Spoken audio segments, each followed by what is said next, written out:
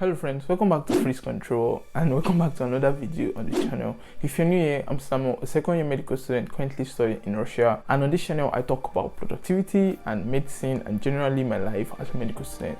So if you want to see more content on these topics, please do subscribe to the channel and turn on your bell notification so you can see or get more videos on this content. Today I'm going to be talking about a kind of funny topic which I didn't know I was actually going to talk about this, but I'm going to be talking about my honest review of my 2 years in Russia. I've spent over 2 years in Russia. I came to Russia in 2018 and this is already 2021, and so I feel like I should give my honest review to people who probably want to study in Russia or people who are aspiring to study abroad, what it actually feels like to study abroad. First, I'm going to be talking about how I actually got the scholarship to study in Russia. I am studying on scholarship, a full scholarship, a paid scholarship that they pay me in Russia here.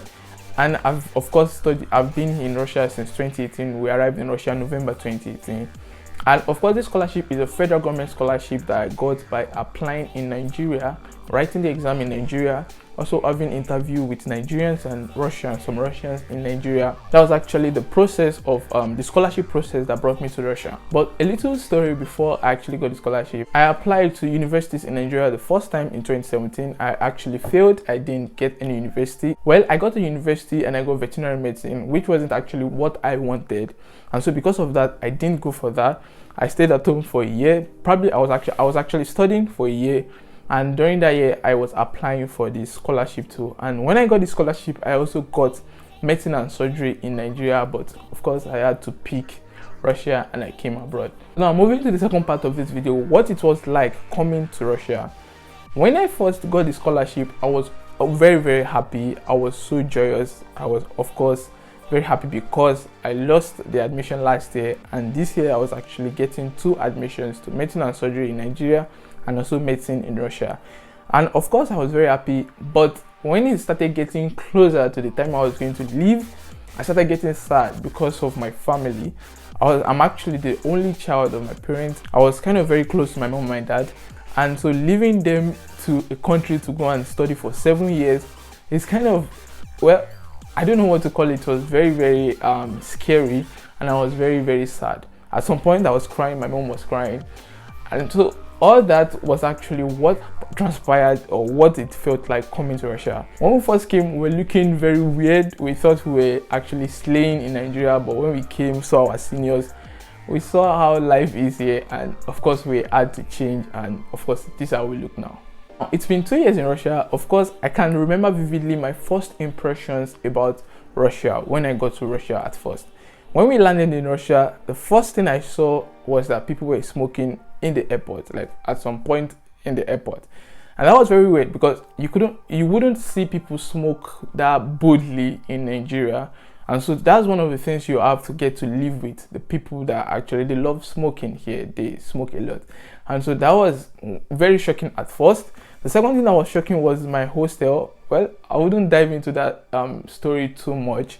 Another thing that was actually shocking at first was the cold in Moscow. It was extremely cold. It was very, very cold. Like, I was freezing in my jacket. I was wearing 2 trousers. I was wearing gloves.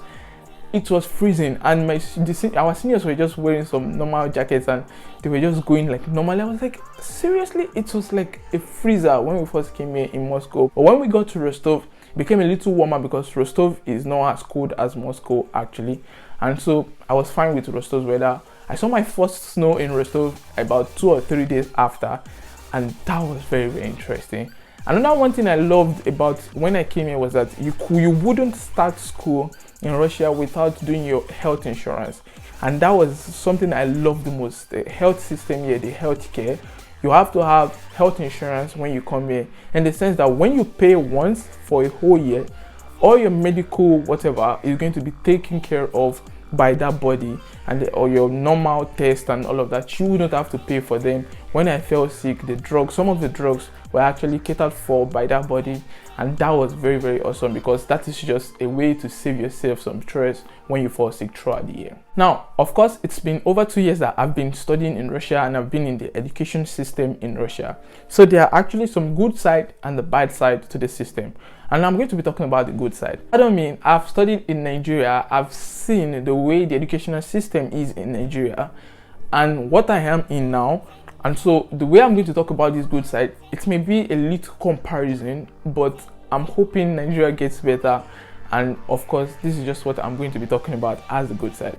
First, in Russia, there is actually no break.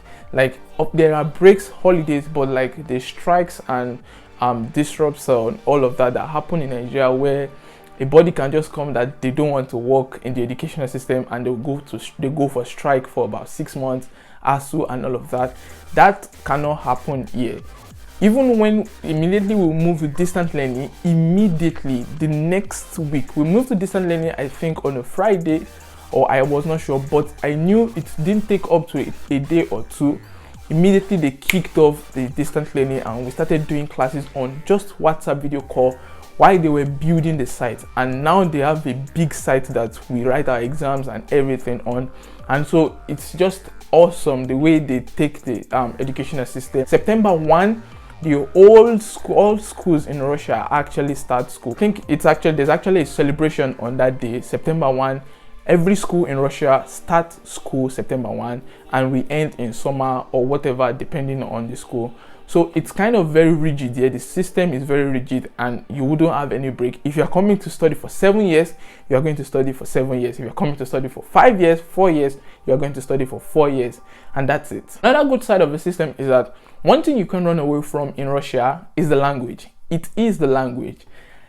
You are going to rarely find someone speak English, and when you find a person speaking English, the person is going to speak awful English. Like the English is not going to be really good. You may not really be able to understand a lot from the person speaking.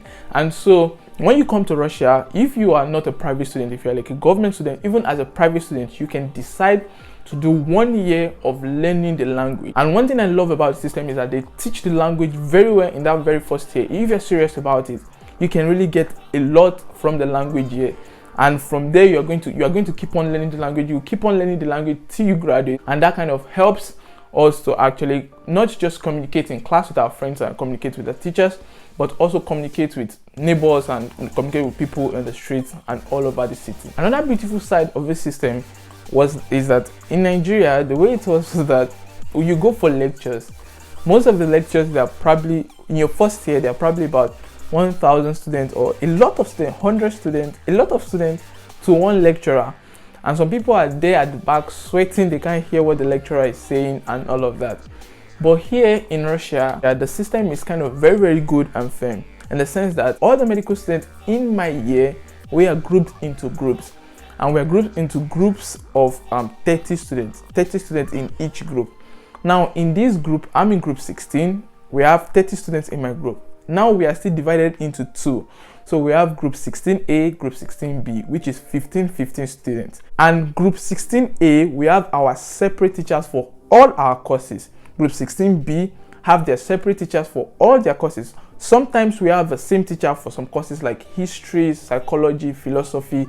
All those courses we have the same teacher. But we have our separate teacher for anatomy, biochemistry, all those. And you can imagine a class of 15 students with the teacher. You communicate with the teacher better, you hear the teacher better, you understand the teacher better. The teacher is able to know the person that is not doing well and actually work on the person and how to make the person better. And this is one of the things that I love about the system here, because you have a better communication, one-to-one communication with your teacher. Yeah, this actually has its own negative effects in the sense that since there are many teachers to one course, many teachers to different groups, there is the unfair part, because this teacher is probably very nice, he's just a nice man, nice woman, teaches well, is very good, and he luckily or fortunately is your teacher, he teaches you well. You could actually have the worst teacher in the whole faculty and you are just unlucky, who will be giving you bad marks and all of that. That's the negative part.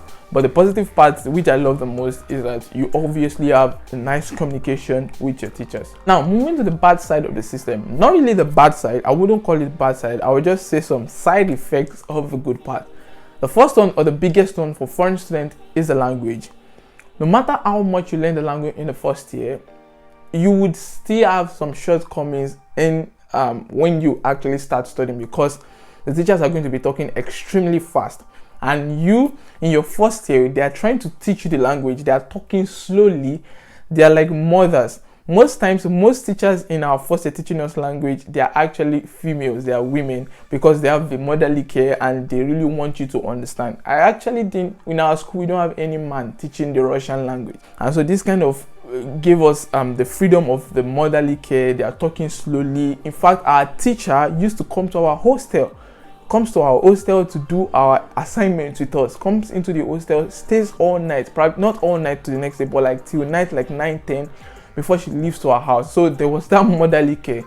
But when you now move to the real school, because it's like there are two different schools, the language school and the real school. So after your language and you move to the real school, they are treating you the way they are treating the Russians. You are probably just 3 to 4 foreigners in your group, and there are about 10 Russians. They wouldn't talk slowly because you're amongst them. Some teachers would do that, but most teachers will talk just generally as if they're talking to Russians, and they'll talk that fast. So one of the disadvantages you're actually going to have is the language, but obviously it gets better over time. Now I'm very comfortable. You listen the way the Russians listen, or maybe not exactly the same way, but of course you have understanding. It gets better over the years as you listen more and more. So that's it on the good side and the bad side and everything about studying Russia. Now we come to my take. Which one would I prefer, Nigeria or Russia? Obviously, from what I've said, I would obviously take the Russian system because there are more good parts. There's far more good parts than the bad part. Yeah, there are bad parts, other bad parts that like the study technique, anatomy, cadavers, and all of that, language, even writing international exams, all those parts, but they always get better. Every single con can actually be worked upon, every single con. And of course, as part of it, you are even getting paid to stay in Russia. You are getting paid to study every month. So of course, I'm going to pick the Russian system. Let me know what you think about it. If you're studying the Russian school, you can drop down any other good side or bad side I didn't talk about. If you're studying in Nigeria or any other part of the world or studying abroad, you can tell me what you think about studying abroad, what you think about studying in Nigeria actually looks like, or what studying in your country actually looks like. And so that's been it. If you've loved this video, please give this video a thumbs up. Share this video to your friends. Let them have fun. Let them chat with me. Share this video to your friends, family, and every student out there. And don't forget to subscribe to this channel if you're not yet a subscriber. And catch you guys very soon in the next one. Bye.